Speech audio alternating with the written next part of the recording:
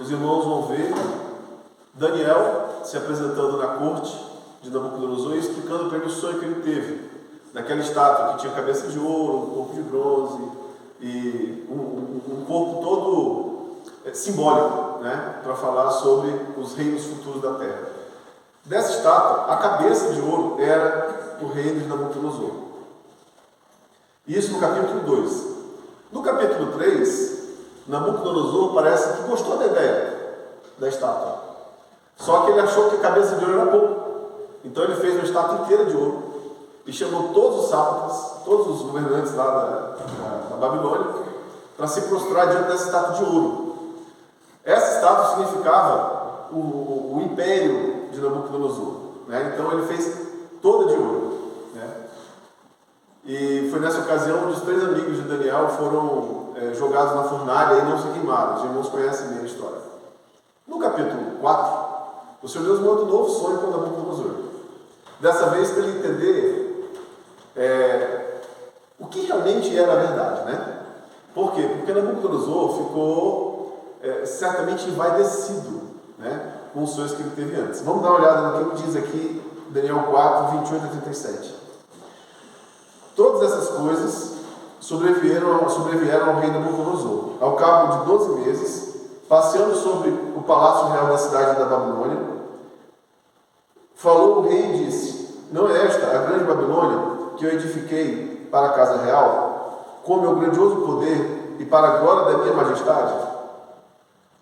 Então ele estava convencido de que ele era realmente poderoso, né? Porque até o Deus dos hebreus mandava sonhos para ele, né? Ele estava realmente convencido. 31. Falava ainda o rei, quando desceu uma voz do céu: a ti se diz, ó rei Nabucodonosor, já passou de ti o reino.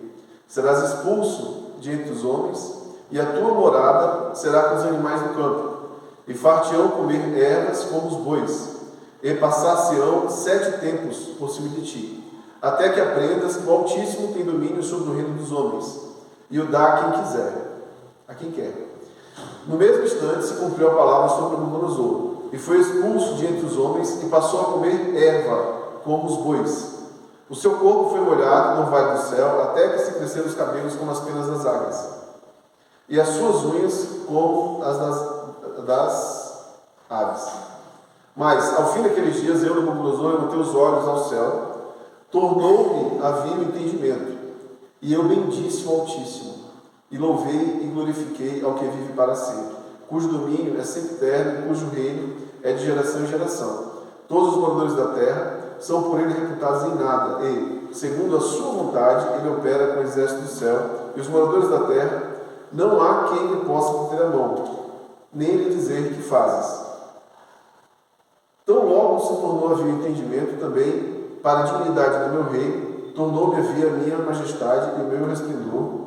Buscaram os meus conselheiros e os meus grandes. Fui restabelecido no meu reino, e a mim se me ajuntou extraordinária grandeza.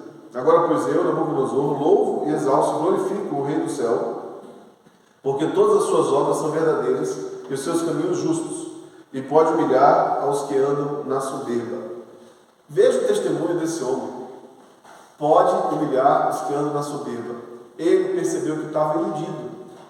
Ele percebeu que estava iludido com todo o poder que tinha alcançado no reino da Babilônia, né? Em um certo momento, ali no começo da nossa leitura, ele estava ali se vangloriando, né, da majestade dele, do poder dele, e Deus mandou para ele um período, né, sem entendimento, e ele se comportou que nem um animal.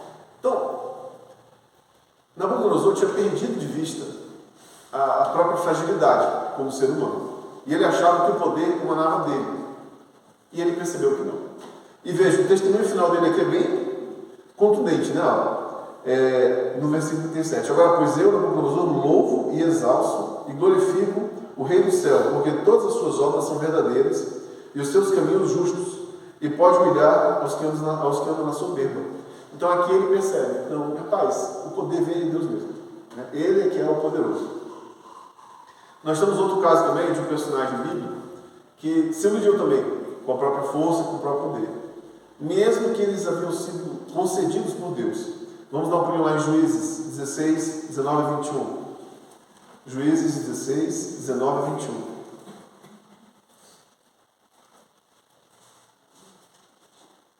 Juízes 16, 19 a 21.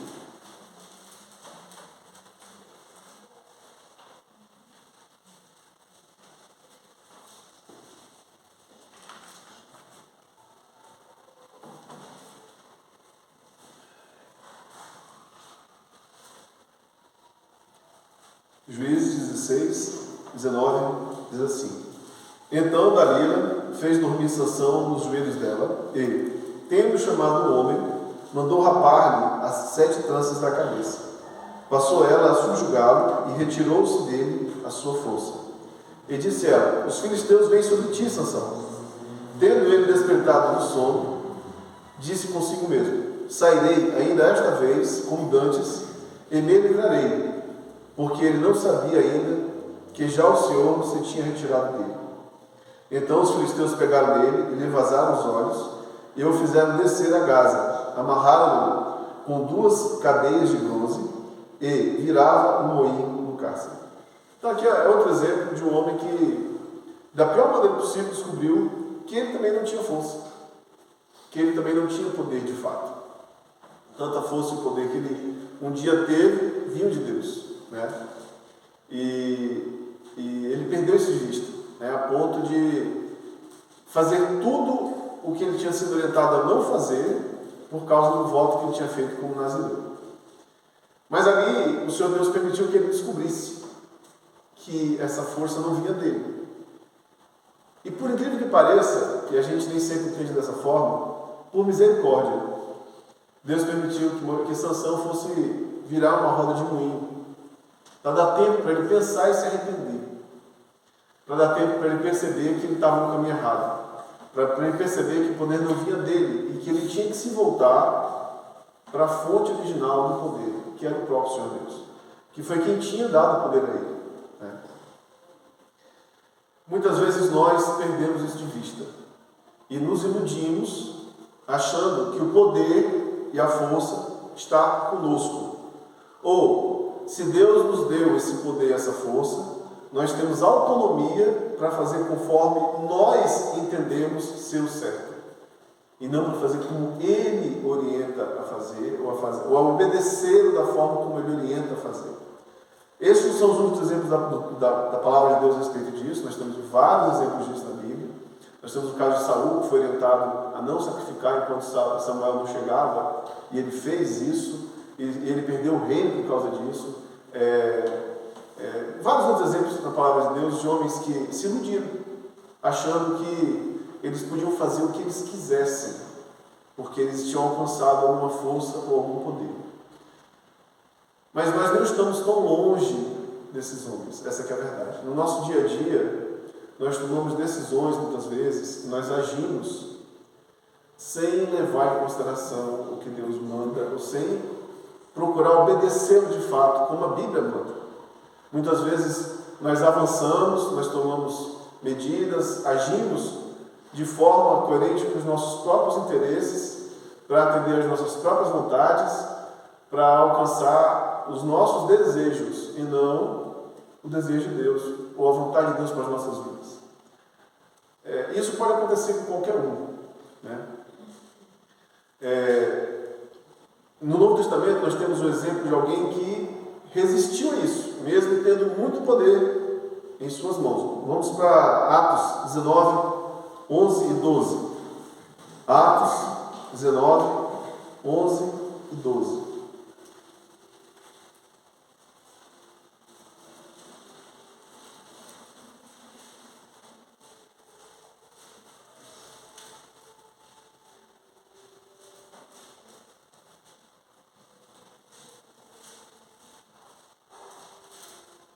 Atos 19, 11 e 12.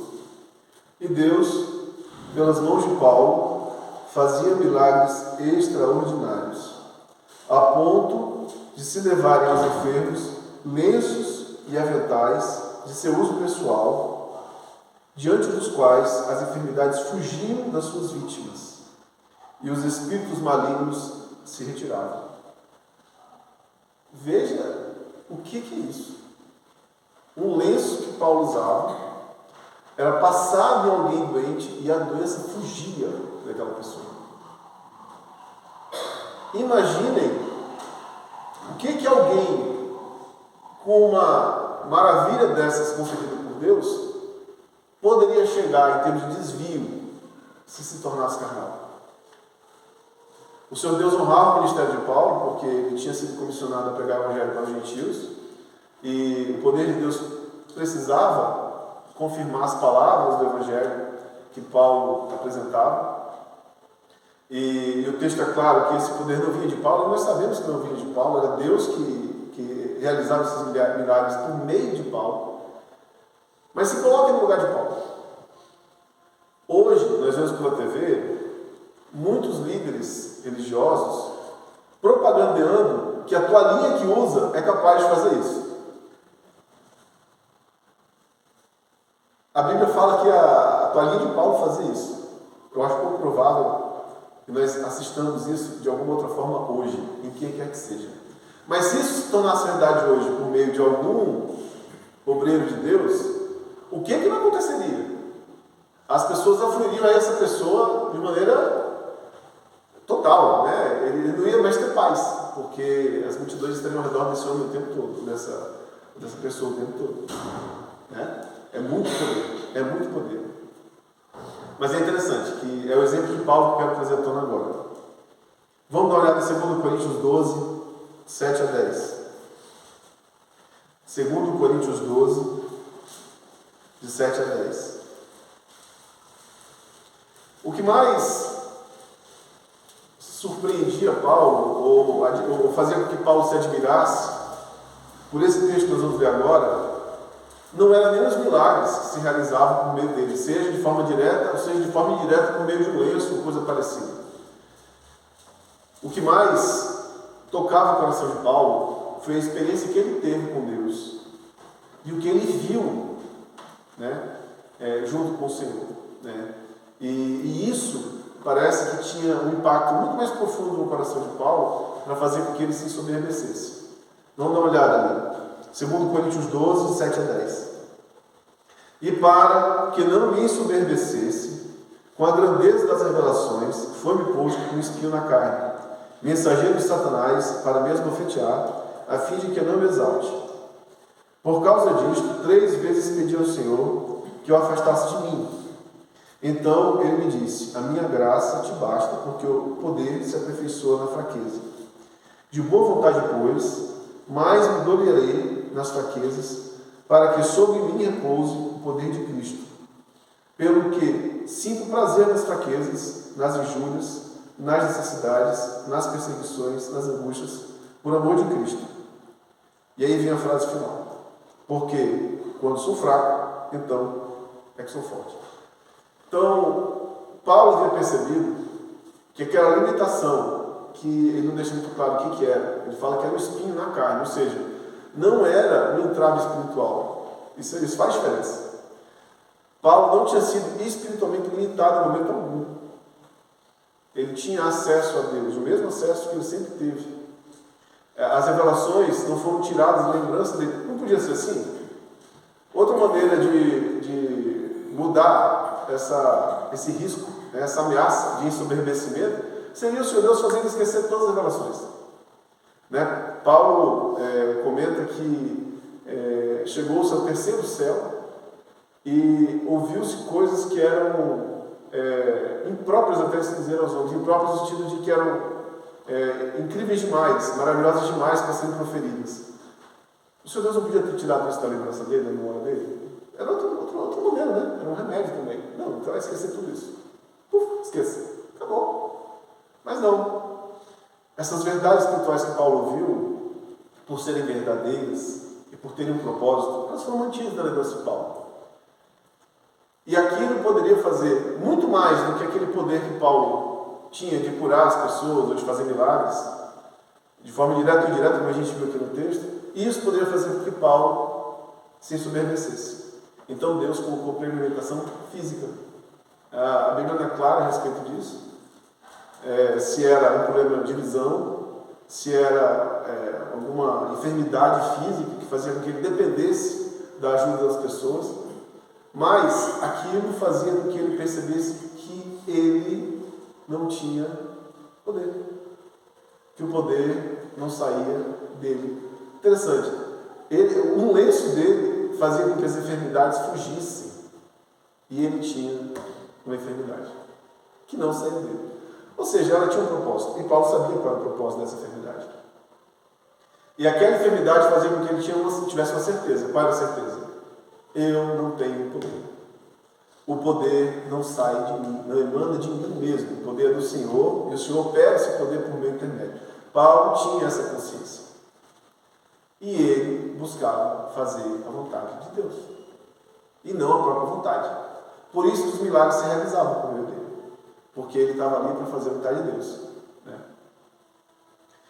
Então, assim, se a receita do sucesso, então, é essa, que nós precisamos, né, ter essa consciência de que o poder não emana de nós, de que nós não somos os donos do poder de Deus, e que nós não podemos fazer o que nós quisermos, e que nós estamos aqui na Terra para servir a Deus e fazer a vontade de Deus, então a gente precisa se enfraquecer. Isso pode acontecer, vamos dizer, de maneira exógena, de fora para dentro, ou seja, Deus pode perceber que você precisa de um período de meditação, Ele manda a enfermidade para você perceber que você é limitado, fraco, e que realmente o poder vem dele, e aí você fica doente e você percebe isso. Você percebe que uma unha encravada pode mudar o seu dia, né? Quanto mais uma doença grave. Então, isso pode fazer com que nós mudemos a nossa forma de abordar a vida inteira.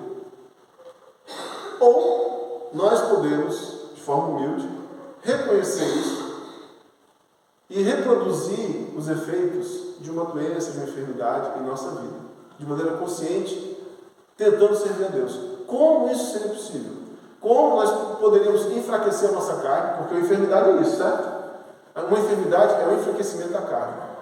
Se Paulo, quando estava fraco, carnalmente fraco, se sentia espiritualmente forte, e isso por conta de uma enfermidade que o Senhor Deus tinha colocado nele, o espinho na carne, nós podemos fazer isso de maneira intencional, e eu não digo óbvio, em se provocar uma enfermidade, de jeito nenhum, porque a Bíblia diz que o nosso corpo é o templo do Espírito Santo e a gente tem que tratar ele de forma adequada. Tem que se esforçar para fazer com que ele tenha saúde. Então, do que se trata isso, né? Nós precisamos agir em cima daquilo que faz com que nós nos comportemos como se nós tivéssemos poder, ou como se nós pudéssemos realizar a nossa própria vontade. Como é que isso acontece, né? Eu gostaria de propor 3 maneiras, né, de nós trabalharmos isso em nossas vidas, né?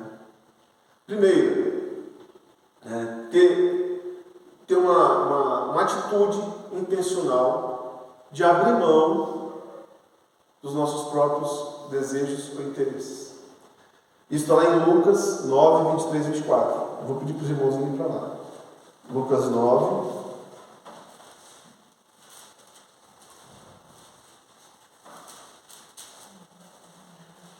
23 e 24.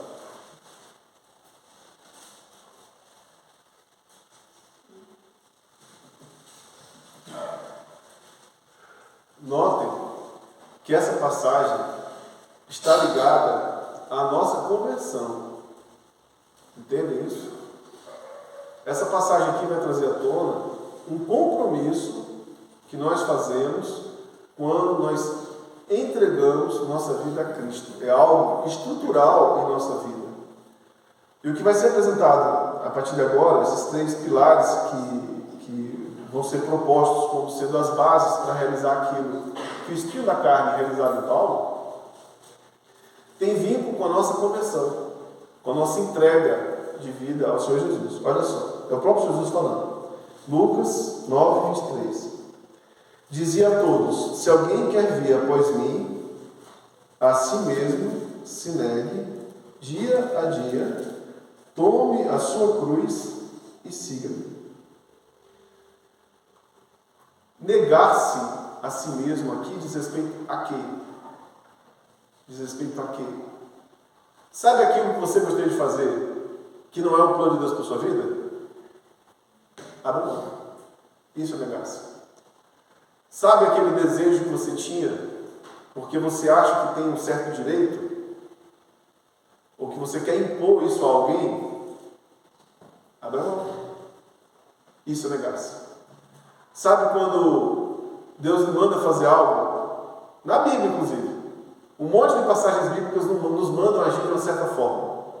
E a gente quer agir diferente, seja por que motivo for, não age diferente. Obedeça a Bíblia, porque isso é o que? É negar-se. É o que está escrito aqui. Dizia a todos: se alguém quer vir após mim, a si mesmo se negue. Quanto tempo? Quantas vezes? Dia a dia. Tome a sua cruz e siga-me.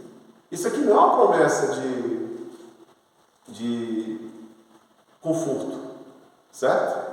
Não é uma promessa de deleite, de prazer, de riqueza, de saúde plena, de sucesso. Hoje nós temos muitas ofertas assim na TV, né? De várias formas diferentes. Mas não é isso que Jesus está prometendo aqui. Ele diz assim: se alguém quer vir após mim, negue-se a si mesmo. Dia a dia, tome a sua cruz e siga. Então, seguir Jesus envolve isso. Abrir mão de você ser quem você é, de alguma forma. Você abrir mão dos seus desejos, abrir mão dos seus interesses em favor dos interesses e dos desejos de Deus. Isso é fácil? Não. Ele coloca aqui: tome a sua cruz. Tome a sua cruz. Isso é pesado, dá trabalho, provoca sofrimento, mas é a nossa missão. Ou a missão de quem quer seguir a Cristo. Não é para qualquer um. Não é para qualquer um. É só para quem quer seguir a Cristo.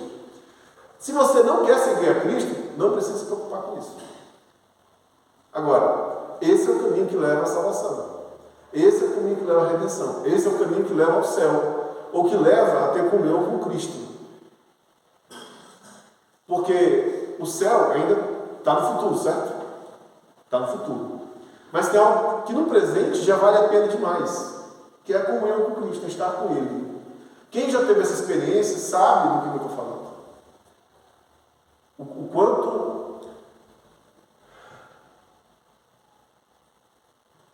O quanto é impressionante isso. E vale a pena desde já, né? Quem já teve essa experiência não quer abrir mão e quer manter essa experiência. E para ter essa experiência é preciso realizar o que está escrito aqui. E ele continua: pois quem quiser salvar a sua vida, perdê-la. Sabe aquilo que você reserva como sendo a parte mais legal da sua vida, ou que você quer manter, ou que você quer se apropriar? Não, minha vida é tal coisa, minha vida é tal experiência, minha vida é tal conquista, certo? Pois quem quiser salvar a sua vida, perderá. Por quê? Porque normalmente essas coisas são construídas com base nos nossos interesses, nas nossas ambições, nos nossos desejos. E nem sempre isso combina com as vontades de Deus, com os desejos de Deus para nós. Pois quem quiser salvar a sua vida, perdê-la. Quem perder a vida por minha causa, esse a salvará. Que aproveita o homem ganhar o mundo inteiro, se tiver a perder-se ou ao causar dano a si mesmo. Então, quem não carregar essa cruz e quem não se negar, no fundo, atendendo aos próprios desejos, está se perdendo. Essa que é a verdade por trás dessas palavras aqui. E é de fato isso que acontece, né? Eu escutei uma história muito interessante de uma senhora que estava dirigindo o carro e a babá estava com o filho no banco de trás. E o filho começou a chorar e espernear.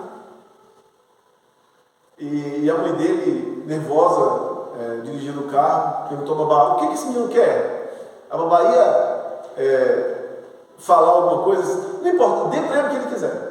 Não, mas senhora, não, dê a ele o que ele está querendo, dê a ele o que ele está pedindo.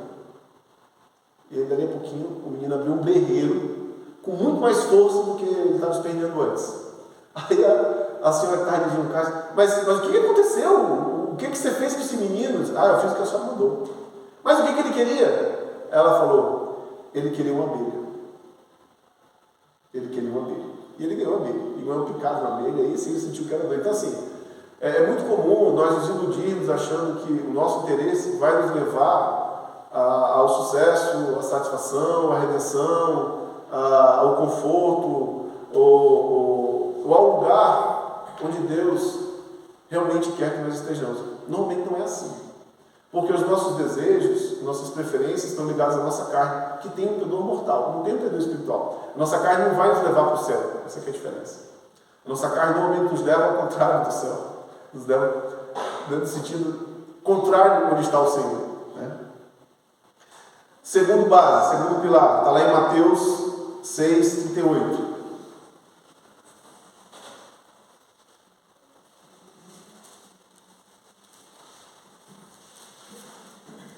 Mateus 6:38.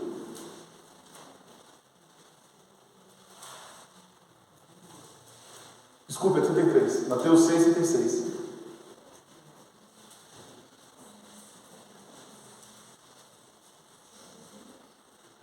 Mateus 6:33. Bom, então vamos dizer que o crente decidiu, então, não, está certo. Para servir a Deus corretamente, eu vou negar-me a mim mesmo, tomar minha cruz e seguir a Cristo. Beleza. Então o que eu vou fazer agora? Aqui está a orientação. Buscai, pois, em primeiro lugar o reino e a sua justiça, e todas estas coisas vos serão acrescentadas. Então, o segundo passo, foque nas coisas de Deus. Decidiu abrir mão de ser quem você é intimamente? Decidiu abrir mão dos seus interesses individuais em favor dos interesses de Cristo para a sua vida? Daquilo que Deus espera que você faça, não daquilo que você quer fazer? Decidiu isso? Pois bem, o próximo passo agora qual é? Foque nas coisas de Deus. Busque a Deus primeiro. Buscai, pois, em primeiro lugar o reino de Deus e a sua justiça, e todas estas coisas vos serão acrescentadas. Então, o que quer que seja necessário para você, do ponto de vista de Deus, e se Deus entender que aquilo que é necessário, de fato é necessário para você, e não vai lhe fazer mal, Ele vai lhe dar. Ele vai lhe dar no momento certo, da forma correta, do jeito que Ele planejou fazer, ou da forma como a Bíblia ensina que a gente faça. Porque a Bíblia é a palavra dele. E o terceiro pilar, está lá em Salmos 37:5. Por favor, meus irmãos, vamos lá.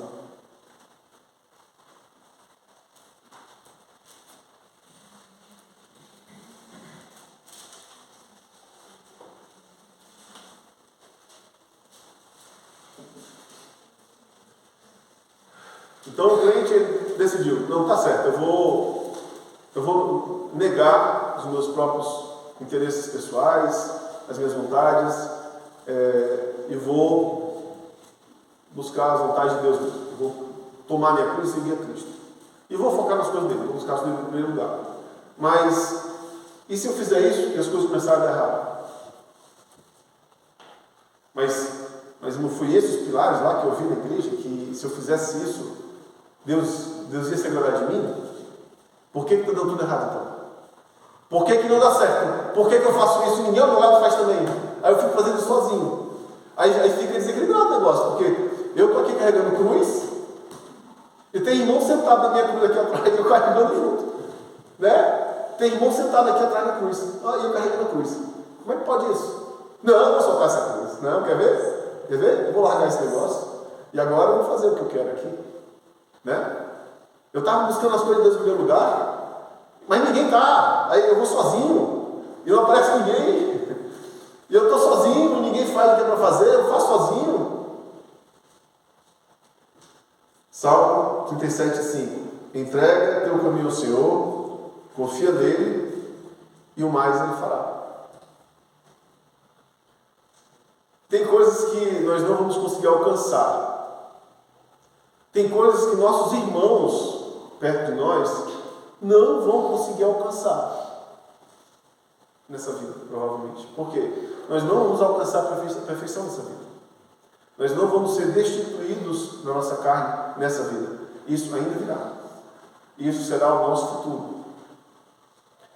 E às vezes a gente pode desanimar, ficar cansado e achar que estamos fazendo demais, ou que nós não temos condições de manter o que estamos fazendo porque estamos indo sozinhos. Que nós não temos ninguém para nos ajudar, ou que ninguém ao redor da gente está carregando a cruz junto. Mas aqui entra uma orientação. Entrega teu caminho ao Senhor, confia nele e o mais ele fará. Então, não nos compete forçar quem está por perto. Não nos compete medir ou mudar de comportamento em função do comportamento alheio. O Senhor Deus vai nos cobrar pessoalmente daquilo que estava ao nosso alcance. Deus vai nos cobrar de realizar o que Ele mandou que nós realizássemos. Né? E cada um vai responder por si. Né? E nós precisamos confiar nele. Se nós entendemos que o poder está nele, que o poder é dele e que ele vai realizar a obra da maneira dele, nós precisamos confiar de que ele vai fazer isso conosco, individualmente, e com quem estiver por perto. Porque ele vai cumprir os propósitos dele. E os propósitos dele nunca serão frustrados. Então, essas três bases, elas nos ajudam o quê? A enfraquecer a própria carne e dar espaço para o Espírito trabalhar. Dar espaço para Deus em nossas vidas, para que Deus possa agir com o poder dele em nossas vidas e que nós possamos alcançar os propósitos dele aqui na terra, enquanto nós não somos levados, seja pelo arrebatamento, seja pela morte. Então, isso é claro em relação ao enfraquecimento da própria carne. Certo? Quem se apoia nesses três pilares, enfraquece a própria carne. Né? E de fato serve o poder de Deus. Alguém que faz isso não vai chegar no ponto que Nabucodonosor chegou, certo? Ou que Sansão chegou, convencido de que o poder é seu, e vai descobrir, né, que não é, da pior maneira possível às vezes. Mas tem outras duas condições onde nós podemos vir a lidar com o poder, tá, de Deus. Não necessariamente sendo realizado por nosso intermédio. Tá? As pessoas que estavam ao redor de Paulo viam o poder de Deus se realizar na vida de Paulo, certo? Compreende isso? Então Paulo tinha pessoas ao redor dele? Ele tinha ajudantes no ministério. E essas pessoas viam o poder de Deus se realizar na vida de Paulo. Certo? Então, nós temos a condição onde a pessoa pode ser o veículo do poder de Deus, como Paulo foi, ou pode ser alguém que está perto de alguém por onde o poder de Deus está sendo veiculado. Nessas duas condições, nós precisamos aprender. Uma, a lidar com o poder de Deus. Se nós formos delegados com o poder de Deus, como Paulo foi um dia, como devemos nos comportar. E a outra condição é, se nós estamos por perto de alguém que foi encarregado por Deus, como nós devemos nos comportar em relação a essa pessoa. Certo? Porque Deus de fato escolhe algumas pessoas por onde vai realizar obras ou vai desenvolver o poder dele aqui na terra. Deus escolhe algumas pessoas para isso. Certo? Quem são essas pessoas? A gente vai ver já no texto. Então, e nós precisamos entender o seguinte: como nós devemos nos comportar? Se nós formos uma dessas pessoas, no momento em que nós estivermos cumprindo esse papel, e quando nós estivermos perto de alguém que está cumprindo esse papel, como nós devemos nos comportar? Essas duas perspectivas diferentes, tá? Então, primeiro, lidando com o poder e com a força de Deus, por intermédio de alguém, seja quem for, tá? Então, as perguntas são: quem são essas pessoas a quem Deus revestiu de poder? A Bíblia fala quem são? Fala. E como devemos nos comportar perante o poder de Deus veiculado por essas pessoas? Vamos ver. Quem são essas pessoas? Vamos para Gênesis 3,15.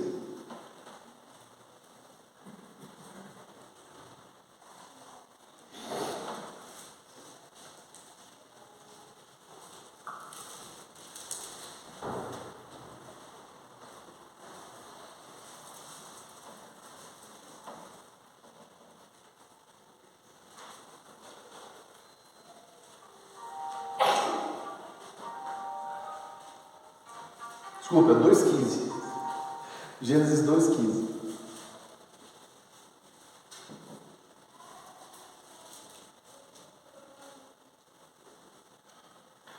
Gênesis 2,15. Tomou, pois, o Senhor Deus ao homem e o colocou no jardim do Éden para o cultivar e guardar. Certo? Então, aqui Deus mostra que escolheu o homem para cultivar e guardar o jardim do Éden. E depois que Deus escolheu o homem para isso, ele criou quem? Uma ajudadora. Gênesis 1:27.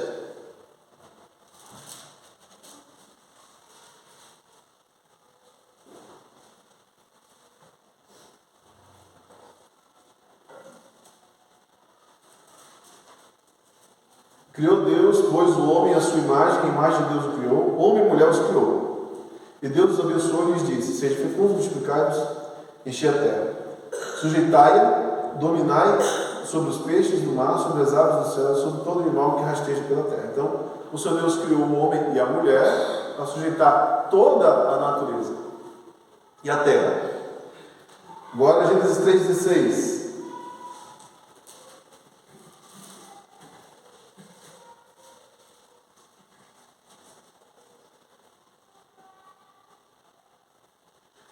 E a mulher disse: multiplicarei sobre modo os sofrimentos da tua gravidez, e em meio a dois darás à luz filhos, o teu desejo será para o teu marido, e ele te governará.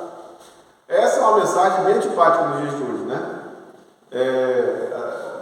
Até mesmo na internet, no YouTube, você vê pouco, né, se tocar nesse assunto, né, onde Deus fez uma escolha. E na primeira instituição que ele criou, que foi a família, ele colocou um governador. E esse governador é quem? É o homem. Eu não vou entrar aqui nos detalhes de como é que isso aconteceu, tá? Ou quais são os motivos que provocaram esse estabelecimento de governo. Mas foi estabelecido. Foi estabelecido. Deus colocou o homem para governar a família.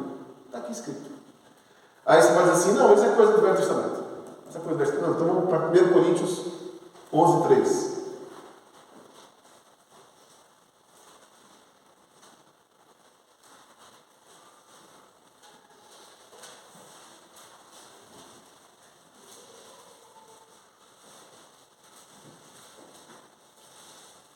Primeiro Coríntios 11:3. Quero, entretanto, que saibais ser Cristo o cabeça de todo homem, e o homem o cabeça da mulher, e Deus o cabeça de Cristo. E entendam, isso aqui não é uma anuência ou uma autorização para tirania, não é. O propósito do homem era o quê? Cultivar e guardar o jardim, certo? Certo? E ele passou agora a ser responsável também por cultivar e guardar a família. Tá? Ele é o governador com um propósito. Qual é o propósito dele? Cultivar e guardar a família. Não é ser tirano, não é ser explorador, não é ser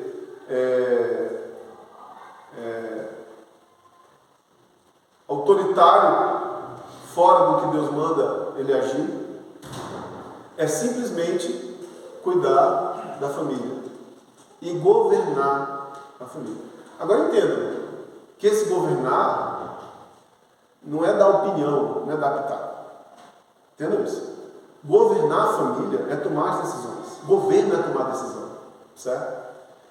E nesse caso, os conflitos aparecem quando não há a prática desse entendimento na família. Quando o governo do chefe da casa é questionado, ele é desobedecido, ele é desconsiderado, os conflitos aparecem. E mesmo que o marido, o homem, o chefe da família, ele se encolha e deixe isso acontecer, ele está trazendo condenações para a casa dele e não sozinho. A casa dele vai sofrer. Porque não é esse o plano de Deus. Quando acontece de uma esposa conseguir alcançar uma condição de influência na casa a ponto de apagar o governo do marido, podem ficar certos. Ela está escapando das bênçãos de Deus. Primeiro, que é assinar o papel dela, ela vai se sobrecarregar de uma forma para a qual não foi projetada. E segundo, as bênçãos de Deus acontecem por meio do governo do marido. Essa mulher está abrindo mão das bênçãos de Deus por meio do governo do marido. É simples assim. Lembre lá dos pilares. Quem quiser vir após mim, negue-se a si mesmo, dia a dia, tome sua cruz e siga-me. Essa é a decisão que a família inteira tem que compreender. E tem que se submeter ao governo do marido. Por quê? Porque o homem foi instituído para isso. Está na Bíblia, no seu terceiro. Então, esse é o primeiro personagem a qual Deus encarregou de alguma coisa. Vamos falar do próximo. Vamos para Romanos 14, 1 e 2.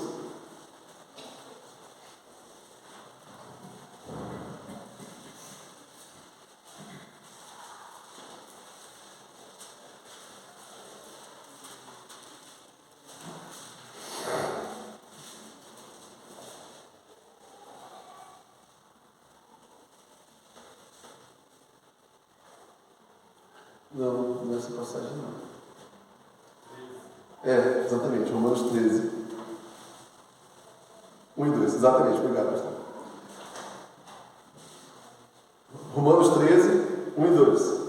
Todo homem esteja sujeito às autoridades superiores, porque não há autoridade que não proceda de Deus. E as autoridades que existem foram por ele instituídas, de modo que aquele que se opõe às autoridades resiste à ordenação de Deus, e os que resistem trarão sobre si mesmos condenação.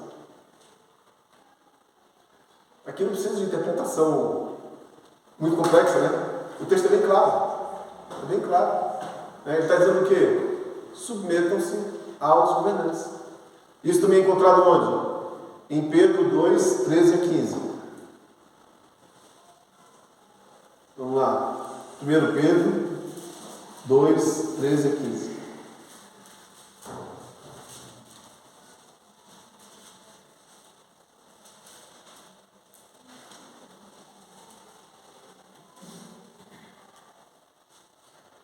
Sujeitai-vos a toda instituição humana por causa do Senhor, quer seja o rei como soberano, quer as autoridades, como enviadas por ele, tanto para castigo dos malfeitores, como para louvor dos que praticam o bem. Porque assim é a vontade de Deus, que, pela prática do bem, façais emudrecer ignorância dos sensatos. Então, sabe, não tem muito o que discutir aqui, né? Crente não é um ser rebelde, não deveria ser. O crente é uma ovelha, ele tem que se comportar como ovelha, inclusive perante os governantes. É simples assim. Tem mais um personagem que também foi delegado por Deus. Então nós falamos do homem, dos governantes, e agora vamos para Hebreus 13, 7.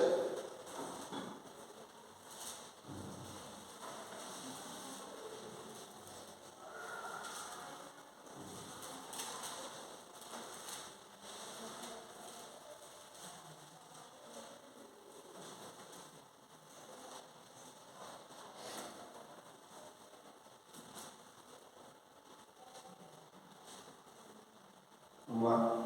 Hebreus 13, 7. Lembrai-vos dos vossos guias, os quais vos pregam a palavra de Deus, e, considerando atentamente o fim da sua vida, imitai a fé que tiveram. Então aqui ele primeiro fala, lembrai-vos dos vossos guias. E aqui, esses guias são aqueles que vão na frente, tá? Que dão o exemplo, que incentivam o rebanho a prosseguir. Agora o versículo 17.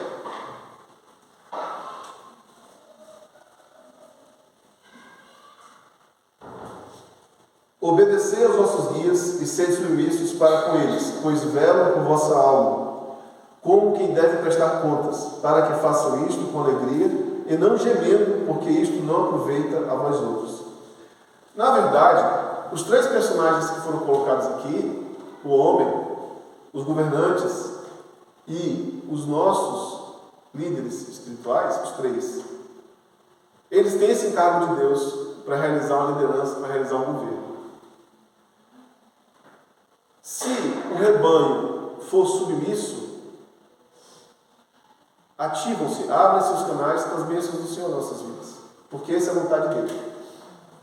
Quando não, o primeiro efeito é esse aqui: aqueles que estão delegados pelo poder de Deus começam a quê? A gemer. É muito cansativo, tanto para o chefe de família, quanto para o governo, quanto para os líderes espirituais, tentar orientar ou guiar um rebanho rebelde. É muito cansativo. E aqui, eu acho interessante o cuidado e o carinho que o Senhor Deus tem com essas pessoas que Ele delegou, que Ele diz assim: obedecei aos vossos guias e sede submissos para com eles. Por quê? Pois velam por vossa alma. Eles estão tentando cuidar de vocês. Como quem deve prestar contas?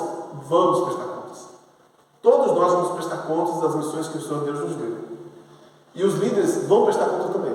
O homem, o chefe da casa, vai prestar contas de como que ele foi chefe da casa, se ele realmente levou sua família aos pés de Cristo.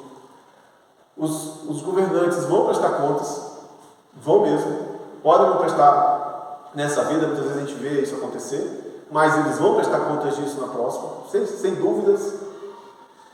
E os líderes espirituais, eles também vão prestar contas das almas que foram colocadas em suas mãos para guiar, certo? E aqui, o que ele mandou a gente fazer? Obedecer. Obedecer. Vamos mais uma passagem. 1 Pedro 5, de 1 a 4. Estou terminando, meus irmãos.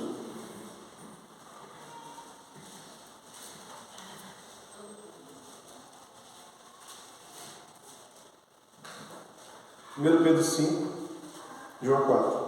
Rogo, pois, aos presbíteros que há entre vós, eu, presbítero com eles, e testemunho dos sofrimentos de Cristo, e ainda co-participante da glória que há de ser revelada, pastoreai o rebanho de Deus que há entre vós. Veja, a ordem aqui é para os presbíteros. Pastoreai um rebanho. Então veja, quando nós somos rebeldes aos líderes espirituais, nós estamos indo contra essa ordem que Deus deu a eles aqui, de nos pastorear. Certo? Não por constrangimento. Olha, nós não podemos fazer com que esses líderes nos liderem constrangidos. Isso não pode acontecer. Mas, espontaneamente, como Deus quer. Nem por sorte da ganância, mas de boa vontade. Nem como dominadores dos que foram confiados, antes tornando-vos modelos do rebanho. Olha só, um líder espiritual que tem um rebanho submisso, que tem um rebanho que segue, esse líder não tem constrangimento, ele não geme, o rebanho não sofre. Tá? Individualmente, a gente tem que abrir mão dos nossos desejos pessoais, que nem nós vimos ali. Negue-se a si mesmo. Negue-se a si mesmo. Mas, quando em rebanho nós agimos de forma submissa e seguimos as orientações bíblicas dos nossos líderes, Deus nos abençoa. Esse é o propósito de Deus para nós todos. E se nós realizarmos os três pilares lá, negar-se a nós mesmos, buscar as coisas de Deus em primeiro lugar e confiar nele, não tem como dar errado. Não tem como a gente lidar errado. Nem com o chefe da família, nem com o governo, nem com o líder espiritual. Tudo funciona. Por fim, quando nós somos, então, o veículo, quando nós somos o veículo da força de Deus, tá? Para finalizar aqui, eu vou resumir esse pedaço final. Nós precisamos ter disposição para cumprir a palavra, está em Isaías 6:8. Nós precisamos ser humildes e não sermos soberbos, está em Provérbios 16, 18 e 19. Nós precisamos nos esforçar, isso está em Jeremias 48, 10. E precisamos ter firmeza de propósito, está em Lucas 9, 62. Depois eu vou passar para a igreja esse esboço, a igreja vai poder conferir essas passagens. E nós não podemos o que perder de vista? Nós não podemos perder de vista as nossas fraquezas, as nossas limitações e o nosso esforço em enfraquecer nossa carne e dar espaço para o Espírito. Porque quando nós fazemos isso, Deus opera por nosso meio. Tá bom, meus irmãos?